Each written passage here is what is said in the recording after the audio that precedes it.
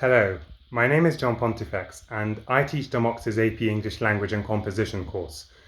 This is a course that's 95+% skills based, and it gives students the critical thinking, reading and writing skills needed for, first of all, any other AP in the humanities. So this is a really popular choice for a first AP.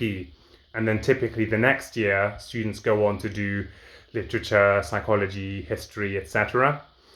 And they've reported really feeling like they've been able to hit the ground running and have the skills and the confidence they need to do well in those courses based on what they've received from the AP English course.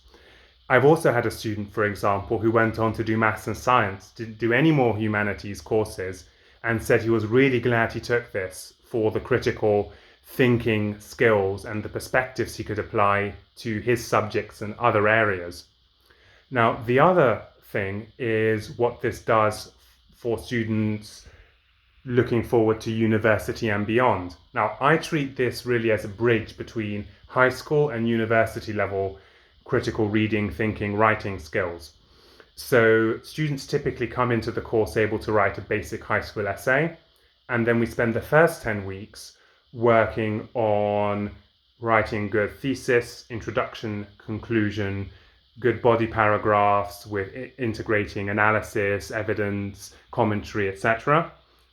Basic rhetorical analysis, synthesis skills.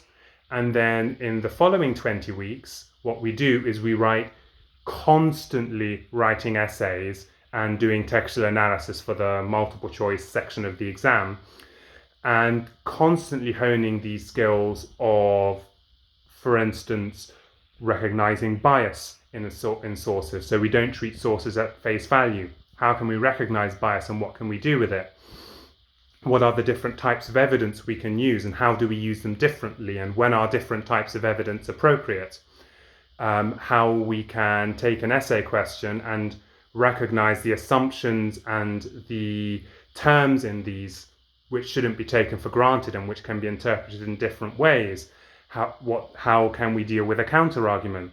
How can we take a question and then take it into different directions with different perspectives? All of these skills are going to be highly useful at university, of course, and even beyond, right? Because we live in a really confusing world sometimes with lots of information and perspectives available. And this really helps students with the confidence and the openness and the intelligent approach and the skills needed to do well in university and life beyond. So I really recommend this as a foundational AP.